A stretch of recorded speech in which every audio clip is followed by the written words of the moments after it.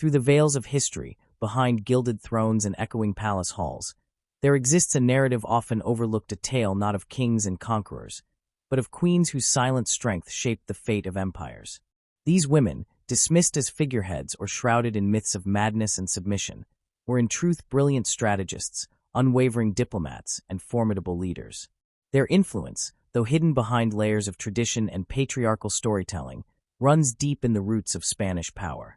What if the crown's true strength did not lie solely in the hand that wielded the scepter, but in the hearts and minds of the women who stood beside and sometimes ahead of their kings? Welcome to Words of Time. In this video, we will journey into the untold stories of Spain's royal wives Isabella of Castile, Juana of Castile, and Maria of Portugal. We'll uncover their personal struggles, political triumphs, and the lasting legacies they carved into the very soul of a kingdom. Stay with us as we rewrite the history you thought you knew. Welcome to the Spanish throne, a realm steeped in tradition, politics, and legacy. At the heart of this powerful monarchy lies not only the legacy of kings, but also the often overlooked influence of queens and royal consorts, particularly the women who, behind closed doors or from gilded thrones, shaped the destiny of a nation. While the image of monarchy may often conjure grand palaces, crowns, and official ceremonies, the inner workings of royal families tell a different, more nuanced tale. Especially in Spain, a nation with centuries of complex dynastic rule, women played crucial roles in shaping its political, cultural, and imperial future. The Spanish royal family has long stood as a symbol of authority and continuity in the Iberian Peninsula, evolving through dynasties that left profound imprints on world history. Yet, the women of this lineage, though central to the preservation and transmission of royal bloodlines, have frequently been perceived as secondary characters in a grand historical narrative dominated by men. These women, particularly the royal wives, were often viewed by both contemporaries and historians alike as ornamental, destined to smile graciously during public appearances and bear airs in the private sphere. In public perception, they were seen less as individuals with agency and more as passive figures with ceremonial functions. This perception, however, does not do justice to the reality of their lives. For beneath the layers of jewels and silks, many of these women harbored ambitions, wielded influence, and navigated treacherous political landscapes with intelligence and resolve. They were not merely royal wives, they were strategists, regents, cultural patrons, and in some cases, sovereigns in their own right. Their stories are not just tales of royal marriages and dynastic alliances, but of battles both personal and political fought within the gilded cages of royal courts. To understand their significance, it is essential to delve into the historical context that shaped their roles and constrained their freedoms. The Spanish monarchy, like many monarchies in medieval and early modern Europe, operated within a patriarchal framework where women were expected to remain subservient to their male counterparts. Their primary duties often revolved around producing heirs, maintaining the dignity of the court, and forming dynastic alliances through marriage. However, within these restrictive confines, several women managed not just to survive, but to assert their presence and leave enduring legacies. They did so by leveraging their positions, navigating court politics with skill, and occasionally challenging the very structures that sought to confine them. The story of Spanish royal women cannot be told without examining the lives of three pivotal figures: Isabella of Castile, Juana of Castile, and Maria of Portugal. These women, each from a different time and circumstance, exemplify the various ways royal wives and consorts carved out spaces of influence for themselves. They reveal the multifaceted roles of women within a monarchical framework role that went far beyond their prescribed duties as wives and mothers. Isabella of Castile, born in the year 1451, would go on to become one of the most formidable monarchs in European history. Her reign as Queen of Castile is often remembered in conjunction with her husband, Ferdinand of Aragon. Together, they are known as the Catholic monarchs, whose marriage unified much of Spain and laid the foundation for its global empire. Yet, Isabella's role was far from passive. From the outset, she asserted her authority, negotiated her own marriage terms, and retained control over her kingdom even after her union with Ferdinand. She was crowned in Segovia without his presence and maintained that the sovereignty of Castile belonged solely to her. Her reign marked the beginning of a centralized Spanish monarchy and the completion of the Reconquista, the centuries-long campaign to reclaim Iberian territory from Muslim rule. Moreover, Isabella was a devout Catholic who financed the voyages of Christopher Columbus, setting the stage for Spanish colonial expansion across the Americas. Though her actions are not without controversy, particularly her role in the Inquisition and the expulsion of Jews from Spain, her political acumen, unwavering resolve, and powerful leadership challenged the notion of queens as mere consorts. Her daughter, Juana of Castile, born in 1479. Juana, known to history as Juana la Loca or Joanna the Mad, represents one of the most tragic and misunderstood figures in royal history. Her life was marred by political manipulation, personal sorrow, and questions about her mental health. Married to Philip the Handsome of the Habsburg dynasty, Juana's union was intended to strengthen ties between Spain and the powerful Habsburg Empire. However, her marriage proved unrestrained. Philip was known for his infidelity, and Juana's intense emotional responses to his betrayal were quickly branded as madness by those around her. After the death of her mother, Juana was named Queen of Castile, but her father Ferdinand and later her son Charles sought to sideline her, declaring her unfit to rule. She spent much of her life imprisoned, first in Tordesillas, her authority usurped and her image distorted.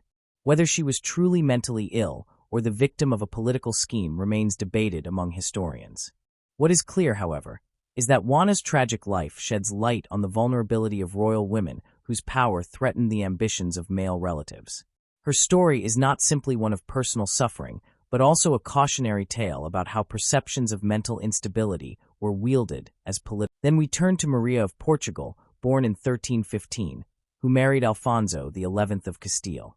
Her marriage, arranged for political alliance between Castile and Portugal, was fraught with personal disappointment and public humiliation. Alfonso maintained a long-standing relationship with his mistress, Leonor de Guzman, who bore him several children and was given prominent status at court.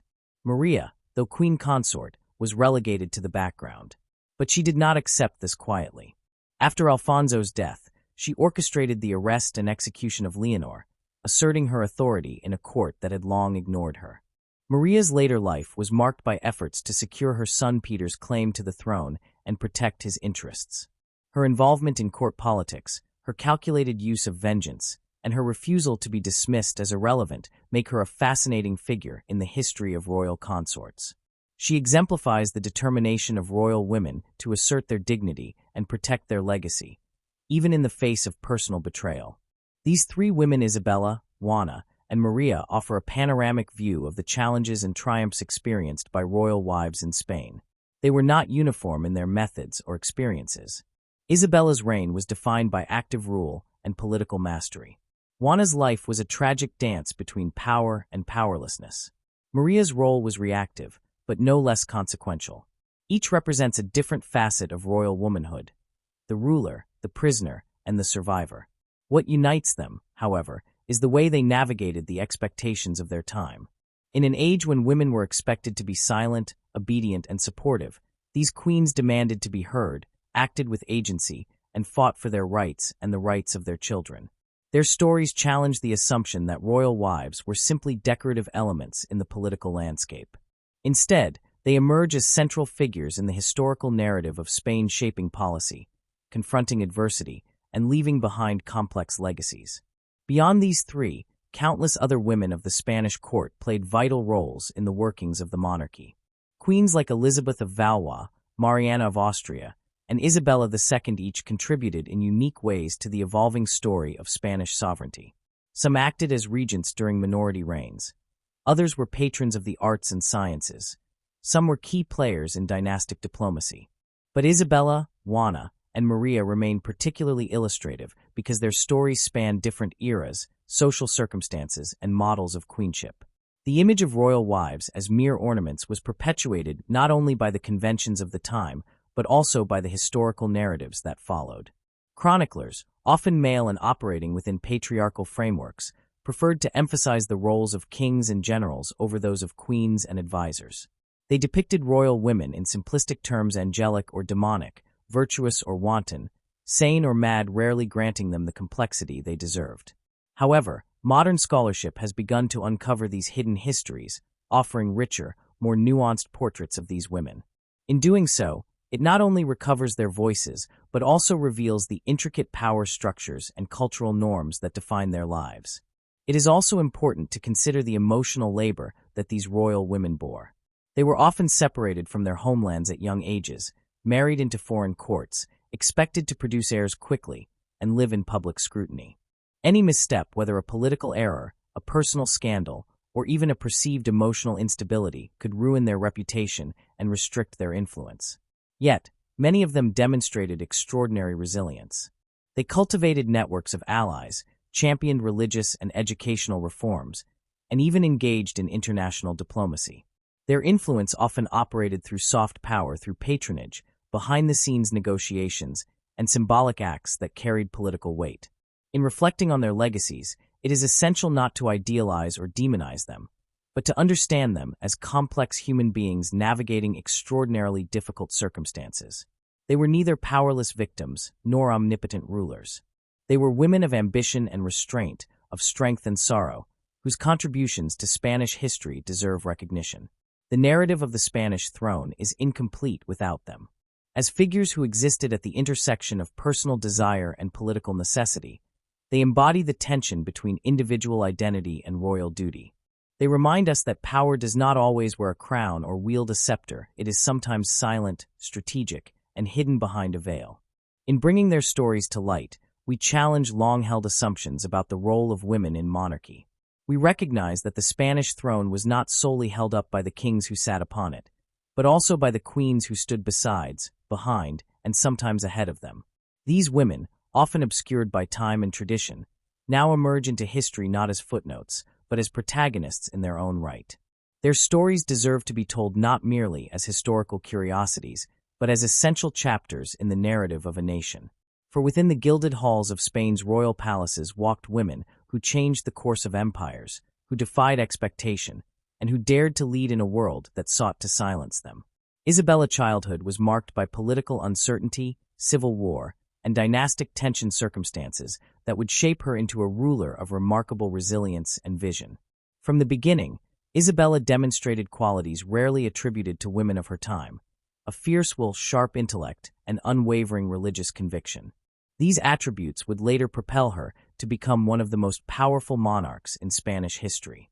Her reign marked not only a transformative period for her own kingdom, but also laid the foundations for the emergence of Spain as a unified and influential world power. When her brother King Henry IV of Castile died, a succession crisis erupted. Isabella, determined to secure her rightful claim to the throne, navigated the treacherous political landscape with precision. Although she faced considerable opposition, most notably from those who favored her niece, Juana la Beltranilla, Isabella prevailed. With calculated alliances and military support, she was crowned Queen of Castile in the year 1474. Her coronation was symbolic not just of her accession to the throne, but of her refusal to be manipulated or controlled by the men around her. She declared herself queen in her own right, not as a regent or subordinate. That act alone challenged the prevailing notion of women as mere appendages to their husbands or male relatives in governance. One of the most significant events of her reign was her marriage to Ferdinand of Aragon. The union, arranged in secrecy and confirmed in 1469, was not merely a romantic alliance, but a calculated political move that would forever alter the trajectory of Spanish history. By marrying Ferdinand, Isabella effectively brought together the two most powerful Christian kingdoms on the Iberian Peninsula, Castile and Aragon. Though they maintained separate institutions, their joint rule created a unified front against internal dissent and external threats. Their combined forces allowed them to complete the Reconquista, the campaign to reclaim Iberian lands from Muslim rule with the capture of Granada in 1492. This achievement, a religious and political milestone, signified the end of Muslim rule in Spain and the assertion of Christian dominance. The marriage of Isabella and Ferdinand also laid the groundwork for the formation of a centralized Spanish monarchy. Although they ruled their respective territories independently, they worked in concert to reform the administration of justice, centralize power away from the nobility, and strengthen the institutions of monarchy. Their union is often regarded as the birth of modern Spain, not because it created a single political entity in an immediate sense, but because it initiated a centuries-long process of unification and centralization. Isabella's influence within this partnership was far from passive. She was not a queen who stood quietly beside her king. Rather, she was a ruler in her own right, often leading political and military initiatives, drafting legislation, and shaping policy. One of the most controversial, yet significant actions taken under her reign was the establishment of the Spanish Inquisition. Initiated in 1478, the Inquisition aimed to ensure religious conformity among newly converted Christians, particularly Jews and Muslims who had converted to Christianity but were suspected of secretly adhering to their original faiths. While the Inquisition had legal precedent and roots in earlier church doctrines, Isabella's support gave it royal authority and institutional backing. To understand her motives, one must consider her deep religious convictions. Isabella was a devout Catholic who believed religious unity was essential to the strength and stability of the realm. While the Inquisition has since become synonymous with repression and cruelty, in her view it was a necessary instrument to consolidate her rule and solidify national identity. Nevertheless, the Inquisition led to widespread fear, persecution, and the expulsion of thousands of Jews from Spain in 1492. This tragic episode remains a stain on her legacy, even as it underscores her capacity to make ruthless decisions in pursuit of what she believed to be the greater good. In the same year that Granada fell and Jews were expelled from Spain, another monumental event unfolded, one that would extend Isabella's influence far beyond the European continent. That year, she agreed to sponsor an ambitious Genoese navigator named Christopher Columbus. While many in her court doubted the feasibility of his plan to reach the Indies by sailing west, Isabella saw potential in his vision. She negotiated and signed the Capitulations of Santa Fe, which granted Columbus ships, titles, and funding for his journey. It was a momentous decision, born not only of ambition but also of foresight. Columbus's voyage in 1492 resulted in the European discovery of the Americas and set in motion a new era of exploration, conquest, and colonization. Isabella's support of Columbus was not a passive endorsement but an active engagement. She ensured that the Spanish crown would have ownership over the lands discovered and the wealth that followed. Her sponsorship transformed Spain from a collection of regional kingdoms into the dominant imperial power of the early modern world. The gold, silver, and goods that flowed from the Americas funded military campaigns, sponsored the arts, and altered the balance of power in Europe. More than that, the colonial enterprise initiated under her rule would shape the destinies of countless peoples across continents, for better or worse. While Isabella's imperial ambitions expanded Spain's reach and influence, they also intensified her legacy of centralized control and religious uniformity. In the Americas, indigenous populations were subjected to conversion, exploitation, and displacement practices rooted in the same ideological framework that guided her policies at home. Isabella's reign thus marked both the zenith of Spanish consolidation and the genesis of a global empire, the consequences of which still resonate today. As a woman in power, Isabella's success was unprecedented. She was not merely a queen consort, but a reigning monarch who exercised authority over her own kingdom and actively shaped policy across the newly united Spain. Her literacy, education, and political savvy enabled her to correspond with scholars, clergy, and monarchs across Europe. She reformed the legal system, founded institutions of higher learning, and patronized the arts and sciences. Her reign was a fulcrum upon which the medieval world gave way to the modern era. Her legacy, however, is not without its contradictions. She was a ruler of great vision and a woman of deep faith, yet capable of harsh and uncompromising decisions. Her commitment to Catholic orthodoxy brought cultural cohesion, but also repression. Her sponsorship of exploration led to Spain's golden age, but also to centuries of colonial exploitation. These contradictions make her one of the most complex figures in history, neither saint nor tyrant, but a queen who wielded power in ways few women of her era could imagine. The threads of Isabella's influence did not unravel with her death in 1504. Instead, they continued through her descendants, particularly her daughter, Juana of Castile. Juana's life was both a continuation of her mother's legacy and a stark departure from it. Where Isabella embodied strength, clarity, and control, Juana's story is one of emotional turbulence, contested power, and enduring mystery. Juana was born in the year 1479 into a world shaped by her mother's ambitions. She received an exceptional education, fluent in several languages, and was exposed to the intricacies of court politics from an early age.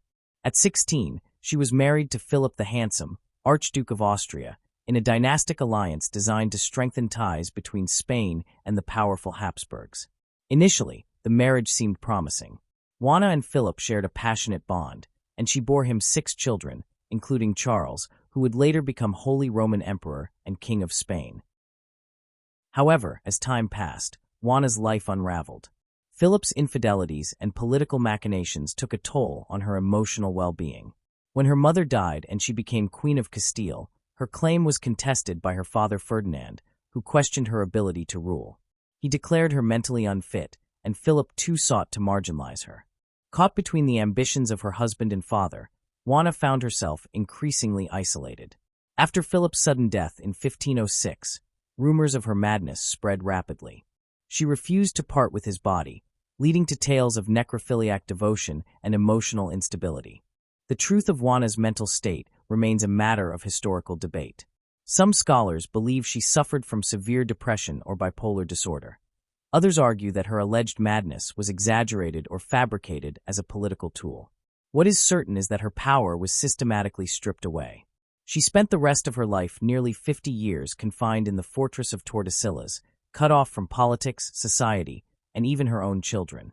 Juana's story, when seen in the context of her mother's legacy, is deeply poignant. Raised by one of the most powerful queens in history, she inherited a throne but was denied the agency to wield its power. Her life serves as a haunting reminder of the fragility of female power in a patriarchal system. Where Isabella ruled with strength and determination, Juana was ruled over, her autonomy dissolved by those who feared what she might represent. Yet even in her confinement, Juana remained a symbol of legitimacy. Her name continued to carry weight in Castilian law and tradition, and no ruler could entirely bypass her claim. Her son, Charles, ultimately ruled in her name until her death in 1555. In this way, her influence, though distorted and suppressed, never entirely disappeared. The intertwined stories of Isabella and Juana offer a powerful narrative of continuity and contrast. Together, they reveal the heights that royal women could achieve and the depths to which they could fall. Isabella's reign marked a turning point in Spanish and global history, while Juana's tragic life illustrates the perils that awaited women whose power was deemed too dangerous or inconvenient. Isabella's life was defined by action decisive, far-reaching, and world-changing. Juana's life was defined by stasis, emotional, physical, and political. One was a monarch who changed the world, the other, a queen who was barely allowed to exist within it.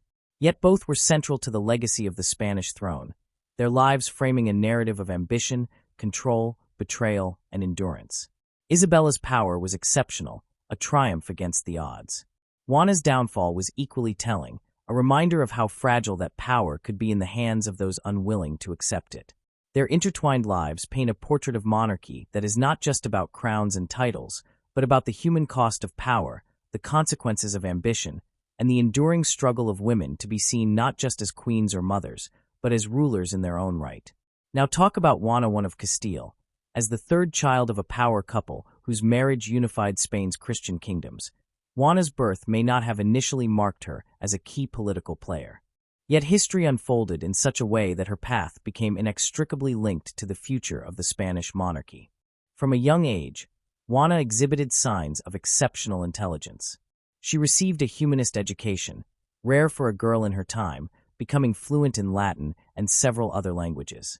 She studied philosophy, theology, and the arts, reflecting her parents' belief in the value of knowledge. Her upbringing prepared her for a life at court, though few could have anticipated the exact challenges that would lie ahead.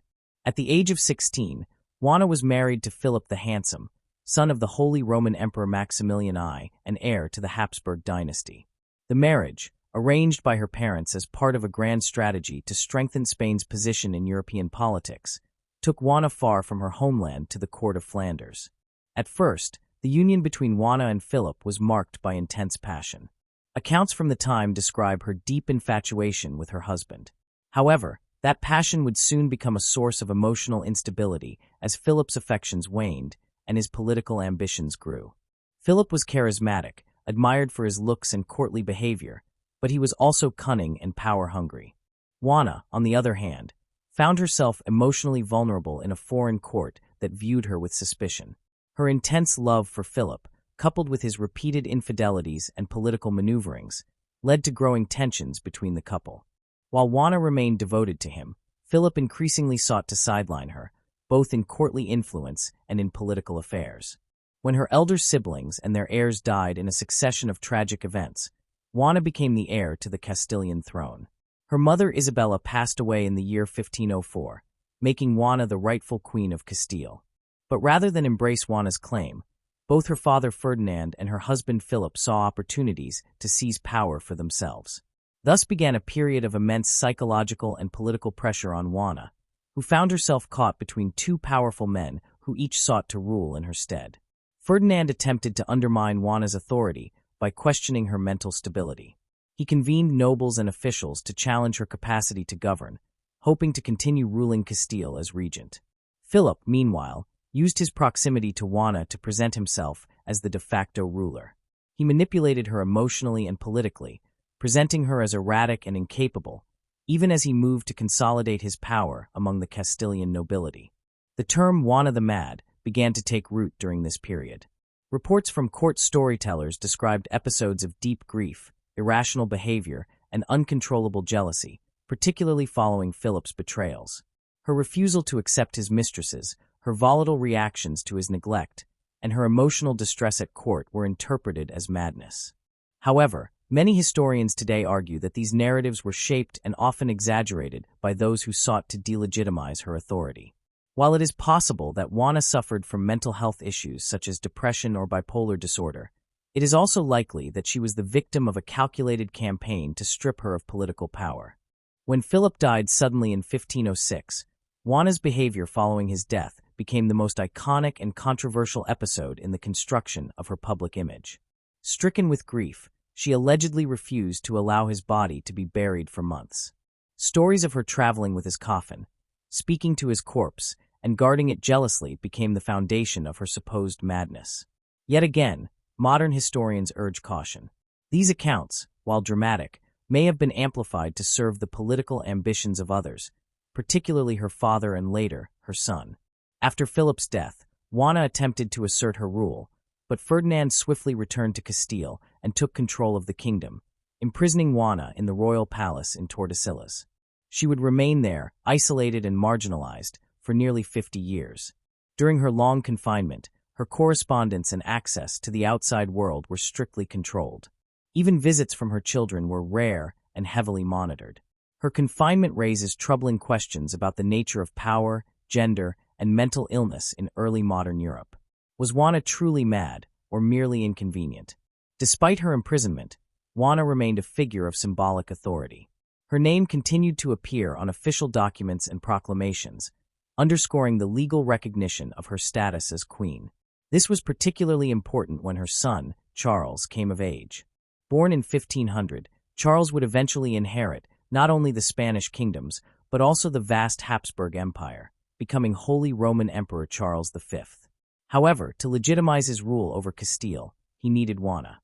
She was still the lawful monarch, and Charles, though effectively in control, styled himself as her co-sovereign. Charles's relationship with his mother was shaped by politics rather than affection.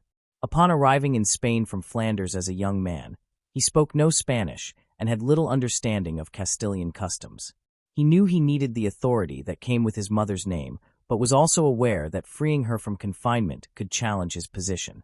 Thus, like his grandfather Ferdinand before him, Charles kept Juana confined in Tordesillas, using her status when convenient and denying her agency when not.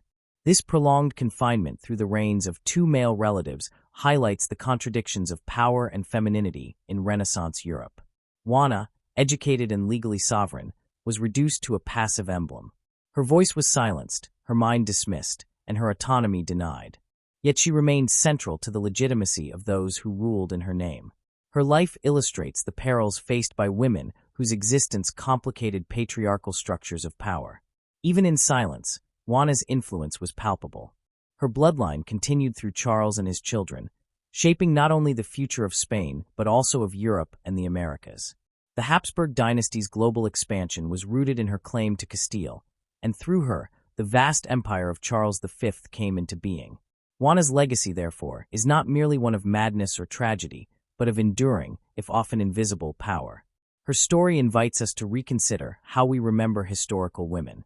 Was Juana mentally ill, Or was she simply overwhelmed by grief, betrayal, and isolation?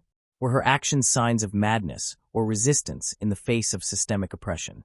And how might our understanding of her life change if we listen not to the men who wrote her story, but to the silent dignity with which she endured 5 decades of confinement? From Juana, the lens widens once again, revealing another woman shaped by power, lineage, and lost Maria of Portugal. Maria, though born a generation after Juana, navigated many of the same forces that determined the fates of royal women. She too was born into royalty, the daughter of King Manuel I of Portugal and Maria of Aragon, herself a daughter of Isabella and Ferdinand. This made Maria of Portugal the niece of Juana and cousin to Charles V. Her marriage to Philip II of Spain, grandson of Juana and son of Charles, reunited the bloodlines of Castile, Aragon, and Portugal in another strategic alliance. Maria's life, unlike Juana's, unfolded in relative obscurity, yet she played a crucial role in the continuity of dynastic power. Married at the age of 17, she became Queen of Spain and mother to Don Carlos, heir to the Spanish throne. Her marriage to Philip II was politically expedient, designed to reinforce ties between Spain and Portugal. Though her time as queen was brief, she died at the age of 26. Her influence endured through her son and her symbolic role in uniting the Iberian crowns. Maria's story, like those of Isabella and Juana before her, illustrates the way royal women were used as instruments of dynastic ambition. Yet within these constraints, they often found ways to exert influence. Maria was known for her piety, intelligence, and grace. She brought a sense of diplomacy and stability to the Spanish court, easing tensions between rival factions and serving as a cultural bridge between 2 great Iberian powers. While her political influence may not have matched that of Isabella, her role as mother to the heir and queen consort during a crucial period in Spain's history should not be underestimated. In her personal life, Maria also faced the challenges familiar to many queens of her era. Her husband, Philip, was deeply focused on matters of state and religion, and their marriage, while respectful, was more political than affectionate. The burden of producing an heir weighed heavily on her, and though she fulfilled this duty, her health deteriorated after childbirth. She died in 1539, leaving behind a legacy shaped more by what she represented than by what she accomplished in life. Maria's death plunged Philip into mourning, but also into further dynastic arrangements. He would go on to marry 3 more times, including to Mary I of England and later to Elizabeth of Valois and Anna of Austria, continuing the tradition of forging alliances through marriage. Yet Maria remained the mother of his firstborn, the queen who had anchored the earliest years of his reign. Maria of Portugal, often overlooked in the grand narratives of European history, remains one of the most elegant and quietly powerful queens to have graced the Spanish throne. From birth, Maria was both a Portuguese princess and a granddaughter of the Catholic monarchs of Spain. Her blood carried the legacy of 2 mighty Iberian thrones, and her life would become a testament to how grace, intelligence, and quiet determination could shape the currents of European politics. Maria's upbringing in the Portuguese court was refined and steeped in humanist ideals. As the daughter of a Renaissance king and queen, she was afforded an exceptional education for a woman of her time. She studied languages, theology, philosophy, and the arts, developing a sharp mind and a poised demeanor that would become the foundation of her political strength. Her household was one of discipline, culture, and religious devotion, and these influences would remain with her throughout her life. From an early age, Maria was seen not merely as a royal ornament, but as a valuable diplomatic asset. At the age of 20, Maria married Charles, King of Spain, who would soon become Holy Roman Emperor Charles V. This union, like many royal marriages of the era, was forged not out of love but out of political necessity. The marriage between Maria and Charles united the powerful Iberian crowns and reinforced the bonds between Spain and Portugal, 2 dominant maritime empires. Through this marriage, the dynastic lines of the Catholic monarchs and the Avish dynasty of Portugal were reunited, strengthening Charles's claim across the Iberian Peninsula and beyond. Maria entered the Spanish court at a time of great complexity. Charles, newly crowned and already under immense pressure as ruler of an empire that spanned Europe and the Americas, relied heavily on those around him for counsel and support. While he had political advisors and military commanders, it was Maria who often acted as the emotional and diplomatic anchor in his life. Far from a passive consort, she became a deeply trusted confidant and played a significant role in influencing Charles's decisions, both in domestic and international affairs. While official records often emphasize Charles's prowess as a ruler, many contemporary accounts and letters indicate that Maria's presence at court brought much-needed stability and diplomacy. She managed court factions with tact, soothed tensions between nobles, and acted as a mediator in disputes not just within the Spanish realms but across European courts. Fluent in multiple languages and well-versed in matters of state, Maria was often called upon to manage sensitive communications between Spain and Portugal, and even between Spain and the Habsburg territories. One of Maria's most important roles as queen was her ability to balance the competing demands of empire and family. As empress and queen consort, she supported Charles in his efforts to consolidate power, while also ensuring that their children were raised with a deep understanding of their dual heritage. Her eldest son, Philip, who would go on to become Philip II of Spain, inherited from her not just a claim to the Portuguese throne, but also a sense of duty rooted in faith, diplomacy, and Iberian identity. Through her influence, Maria helped shape the next generation of rulers in a time when the future of the Habsburg dynasty was still uncertain. Maria's personal strength became most apparent during Charles's long absences from court. As emperor, he traveled frequently to deal with challenges in the Holy Roman Empire, Italy, the Low Countries, and beyond. During these periods, Maria often acted as regent in Castile, overseeing governance with a steady hand. Her regency was marked by moderation, justice, and a deep concern for the well-being of her subjects. She was known for her generosity toward the poor and her support of religious institutions, but she also championed education and the arts, helping to foster a vibrant cultural atmosphere at court. What distinguishes Maria from many of her contemporaries was not a singular act of political revolution or a dramatic episode of resistance, but rather her consistent and measured leadership in a world dominated by volatile male rulers. She exercised power through persuasion rather than coercion, using her intellect and moral authority to influence policy. In a time when queens were often relegated to ceremonial roles, Maria wielded real and lasting influence not through aggression, but through presence and wisdom. Maria's court became a model of refinement and discipline. She was admired for her grace, her devotion to her husband and children, and her ability to inspire loyalty among courtiers. Her religious devotion was genuine and deep, but unlike some rulers who used faith as a blunt instrument, Maria's piety was quiet, thoughtful, and compassionate. She supported reform within the church and encouraged spiritual introspection, all while maintaining the dignity of the royal household. Her influence extended to the arts as well, where she championed music, literature, and painting, ensuring that her court was not only politically sound but also culturally rich. Her relationship with Charles, though arranged, grew into one of mutual respect. While they were not known for great public displays of affection, their partnership was one of the most stable in a royal landscape often marked by scandal and betrayal. Maria provided Charles with the personal peace he rarely found in politics. Her counsel, though often private, was integral to many of his decisions. Historians have noted that during moments of political crisis, Charles frequently returned to Maria for advice and reassurance, trusting her judgment as he trusted few others. Maria's strength was perhaps most tested in the final years of her life. Exhausted by childbirth and the constant pressures of court life, she fell gravely ill. She died in the year 1539 at the young age of 32. Her death was a profound blow to Charles. He was said to have mourned deeply, retreating into seclusion for weeks. Despite remarrying for political purposes later in life, Charles never again enjoyed the kind of companionship and equilibrium he had shared with Maria.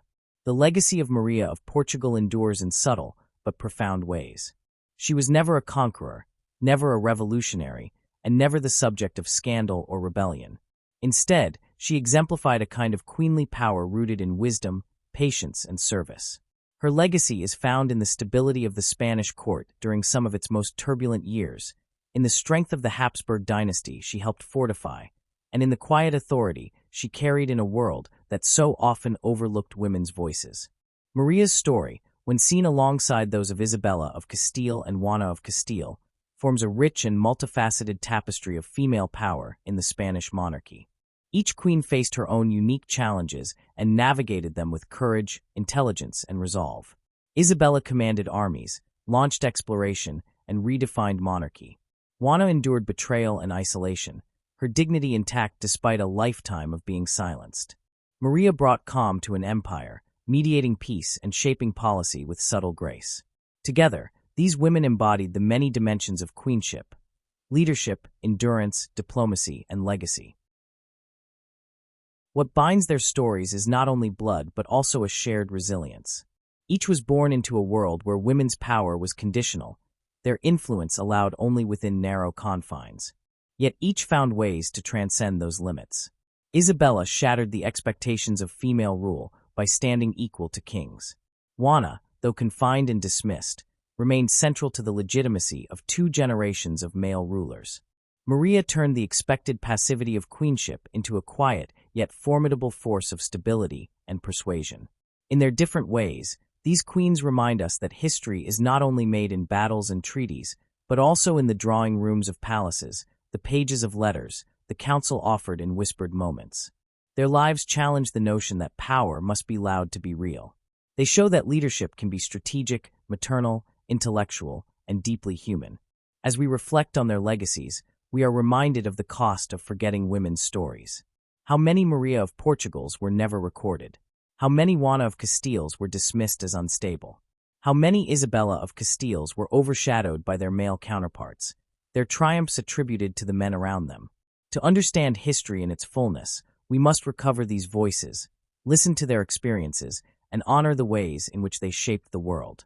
The Spanish monarchy, so often remembered for its conquests and crusades, owes just as much to the wisdom, strength, and endurance of its queens. Isabella, Juana, and Maria, 3 women born into dynastic purpose, each left an imprint on the soul of Spain. Their stories are not merely tales of royalty. They are windows into the complexities of gender, power, and identity in early modern Europe. They teach us that queenship was not a passive title, but an active, evolving role that demanded intelligence, resilience, and heart. In a court ruled by ceremony and spectacle, these queens revealed the deeper, quieter forms of power. The influence of a mother on her son, the authority of a wife on her husband, the resolve of a woman who endures. And in this light, we begin to see their true legacy not as shadows behind great kings, but as forces in their own right, shaping nations from within. Their gambit was not made on a battlefield, but in the palace halls, in council chambers, and at the family hearth. It was a gambit of patience, of negotiation, and of vision. And in playing it, they left a legacy as enduring as any king. By tracing the lives of Isabella, Juana, and Maria, we see a continuous narrative of powerful women in the Spanish court, women whose lives were shaped by duty, politics, and personal sacrifice. Isabella forged a new world, Juana bore its contradictions, and Maria bridged dynasties. Each, in her own way, challenged the assumptions of her time. Their stories reveal not only the burden of crowns, but also the quiet strength of those who wore them.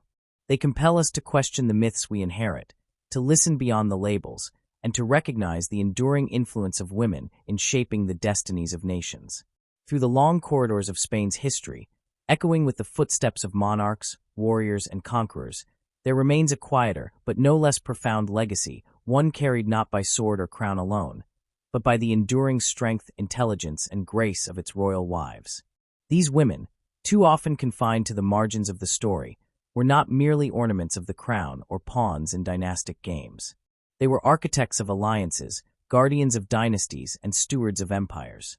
Their influence, though sometimes veiled, shaped the destiny of a nation. In the lives of Isabella of Castile, Juana of Castile, and Maria of Portugal, we find a shared legacy of power, sacrifice, and vision that continues to resonate across centuries. Isabella of Castile stands as a towering figure in European history. Born in the year 1451, her life was defined by determination, ambition, and an unshakable sense of purpose. She defied expectations from the very beginning, claiming her throne through political maneuvering, military strength, and an unrelenting belief in her right to rule.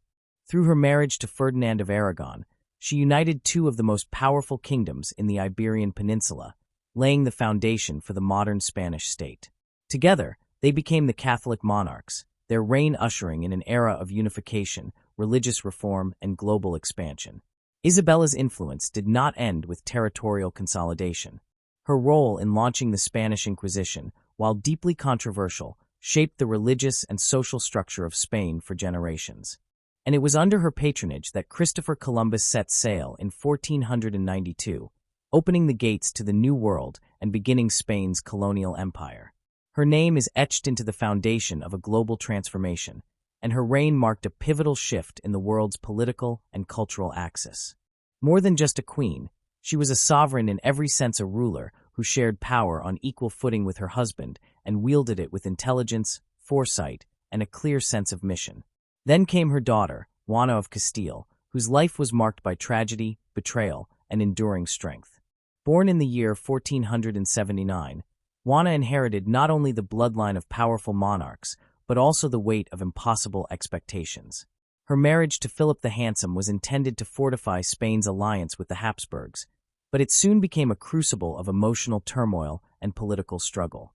Juana loved fiercely, but her devotion was used against her. After Philip's death, her grief became a weapon in the hands of those who sought to control the Spanish crown. Branded Juana the Mad by those who stood to gain from her confinement, she spent most of her life imprisoned, a queen in name but a prisoner in reality.